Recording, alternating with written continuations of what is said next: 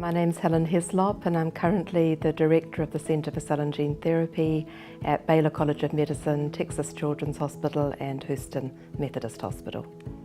Well, I guess science probably at a relatively young age. I enjoyed biology and chemistry, and I thought I would do some branch of science when I was at I guess high school in American terminology.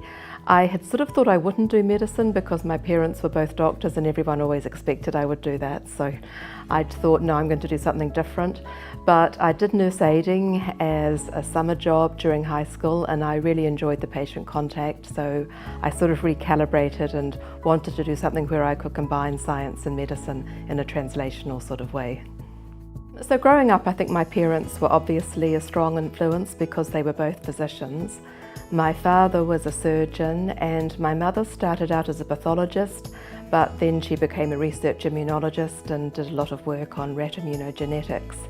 And even in her family, her mother and her grandmother had both been to college, so I think it was a given that you would do something academic and go to university.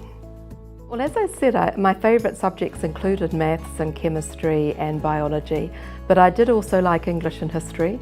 And I think that's probably important going into science because you end up writing a lot of the time. Although you think you're taking care of patients and in the laboratory doing experiments, a lot of what you do is writing grants and writing papers.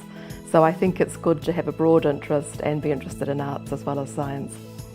I think I would have two main pieces of advice, and the first one is to choose something that you're passionate about.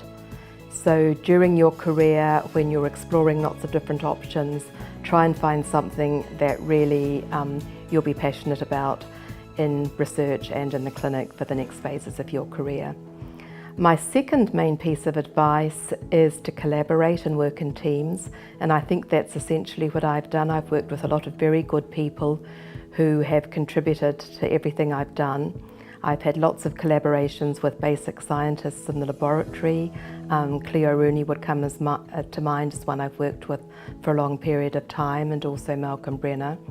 But in translating approaches to the clinic, I've collaborated with Adrian G, who runs our GMP facility, Bambi Grilli, who runs our regulatory group, and a lot of very good young physicians and scientists.